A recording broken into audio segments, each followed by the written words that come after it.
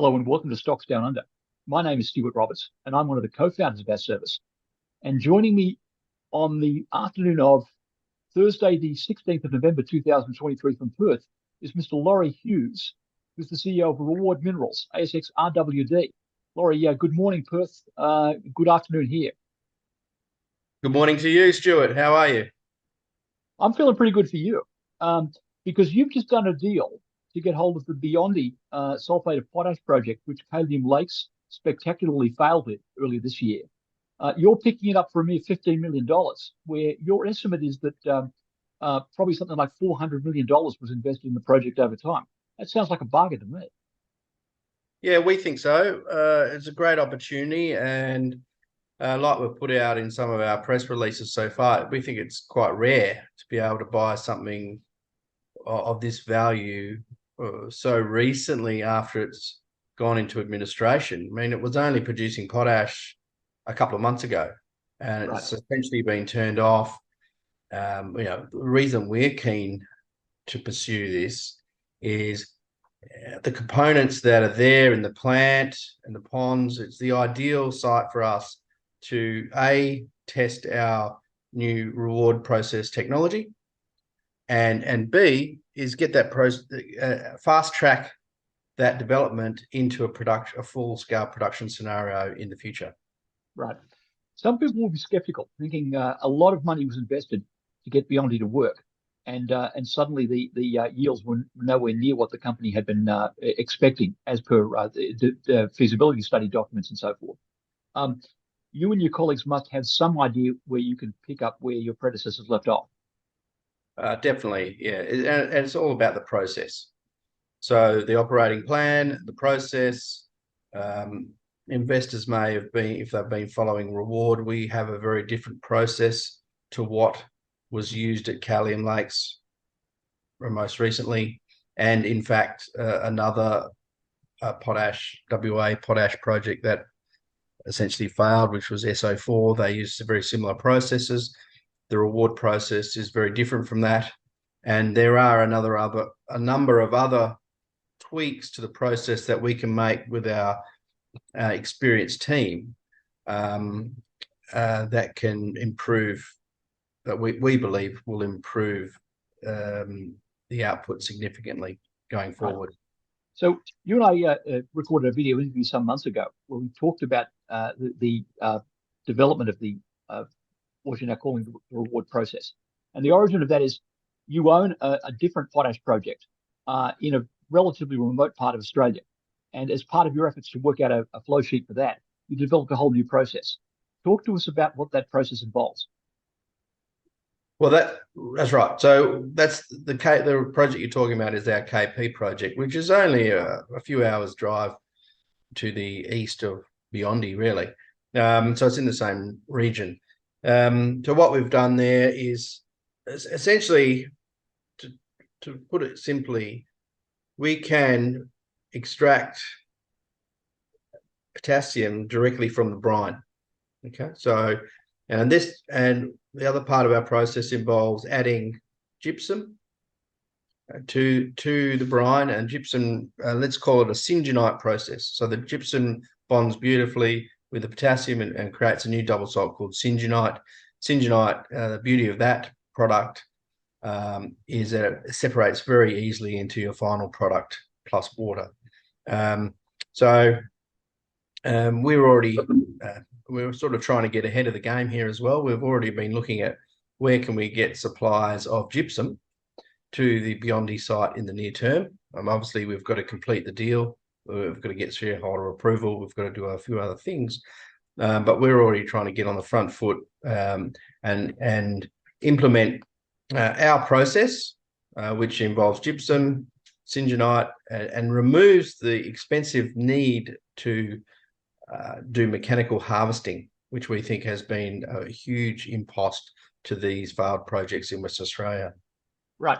So eliminate that sort of mechanical harvesting altogether and go towards to a more chemical type processing approach, which has yet to be tried. What's the big risk for you right now? Well, we are still with the reward process. It's unproven at scale. Right. Right. So that's where I guess investors are apprehensive, strategic investors, they're wondering, oh no, where can you show us that the process works at scale? So that's exactly what we've had in mind when we've gone to pursue this acquisition now. This is the ideal site to demonstrate at scale for all the market, including strategic investors with other projects such as solar seawater projects where our process is directly applicable. And that was the whole subject matter of our recent engineering scoping study, showing what we can do here at Beyondie is directly applicable to what we can do at solar seawater sites in excellent logistics locations. How much of the Beyondie infrastructure, therefore, is not relevant if we apply the reward process to the assets as they stand? Well, we look at what's there right now, and if we were to implement 100% of the reward process, we could use about 60 or 50% of what's available there. Right. If we tweak, let's say we tweak that process a bit and use a hybrid processing plan based on the reward process, well, we can probably use 100% of what's there at site. So there's a number of options before us. I don't want to, what do we say, over-gild the lily right now, but we've got some work ahead of us. We've got to do some detailed test programs using the site, using the ponds available and the brine, and then start running that through various parts of the plant and also do some re-engineering. So there's a lot of work ahead of us, but we think this site is ideal. Most of the components are there; they're essentially brand new, and we do believe that we have got a good deal in front of us. Right. What's the timeline from here? Timeline, we complete the deal. We've said that could go out into January. Yeah, we're looking at, where are we? November. We've got December ahead of us. I guess there'll be a few small quiet periods in there as well, so we've got to be mindful of that. But we're hoping to close this deal in January, and then get to work immediately. We're already got small teams thinking about what the next stages are going to be, and we'll be informing the market in due course. Right. A lot of investors will have felt that Potash's day in the sun was over, having seen two projects crack themselves up. And you've got to raise a bit of capital in order to get the 15 million that the receivers are looking for. What's the mood of investors like towards what you've got in mind? Well, rightly so. They're very much broken in terms of, certainly there's not a lot of retail interest, and we understand that. We always have. We've been in the potash sector for quite a while. So the way to climb out of that is to do exactly what we're doing, and we believe this transaction is a major stepping stone for not just for Award, but for the industry in demonstrating that new technology, which we believe is crucial to turning everyone's interest in the potash sector around, because it's all about economics, right? So if we can produce the potash at some of the very cheap costs that we've put in our feasibility studies, or our engineering scoping studies going forward, or recent studies, sorry. If we can do that, that's the perfect way to turn the sector around. And because fundamentally the sector hasn't changed. The drivers that are driving the consumption of SOP potash have improved further. It's a very high demand fertilizer around the world. So we believe we're working in a very good space. We just got to get that technology right. Right. And it's fair to say that once it works at Beyondie, KP is still potentially developable based on what you know about the reward process. That's right. So reward itself, we've got the KP project directly applicable there. A larger project, there's a very large resource there. It's the largest lake resource in Australia of potash. So that one's sitting there.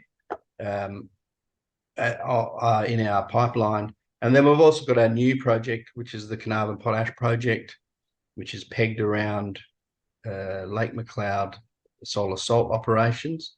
Our view there is that there could be some good synergies with that excellent logistics location and the salt production right next door to us there. So we're hoping that project will be granted potentially in the next couple of months. So then there's work programs that can happen there. So that's internally in Reward. We've got 3 projects that we can get our teeth into. And then on that, based on the success of those projects, then we can potentially roll them out into bigger projects in the seawater solar salt business. Right.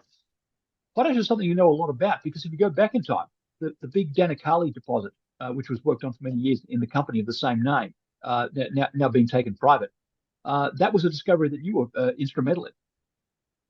Yeah, I was there in the early days. So I was the founding managing director of Danakali, which at that time was known as South Boulder Mines, when we made the discovery. So I had a very busy 3 or 4 years there, setting up the initial programs to define the resource and do the early technical studies. Right. So that was my first foray into potash, and that was about 15 years ago now. Right. So yeah, we've all learned a lot from that experience, and learning a lot as we go along. Right. Well, Lorry Hughes, well done on this deal you've just announced this morning, and here's to you in terms of potentially getting this one to work where other people have not managed to get it to work. Thank you very much, Stuart. Appreciate those comments. We'll be working very hard to do exactly that. All right, good. Stay well.